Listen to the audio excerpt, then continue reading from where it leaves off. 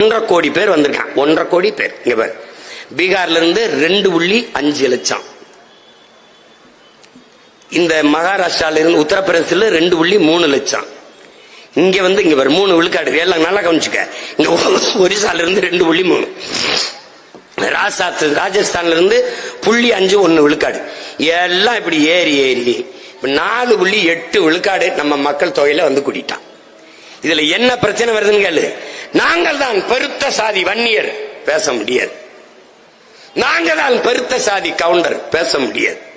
நாங்கள் தான் முக்குளத்தோர் பெருத்த சாதி பேச முடியாது. ஏன்?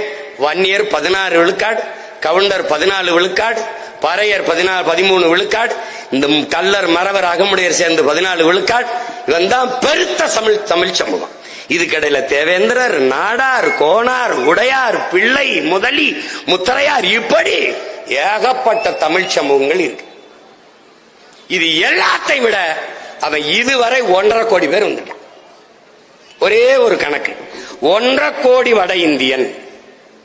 ஒரு ஆளுக்கு சராசரி ஆவரேஜ் 10,000 சம்பளம். மாசம் 10,000, மாசம் 10,000, 15,000 வாங்கலாம், சில 20 வாங்கலாம். சராசரி 10,000 என்றால் மாசம் 15,000 கோடி உன்னுடைய நாட்டின் பொருளாதாரம் வட இந்தியாவுக்கு போகுது.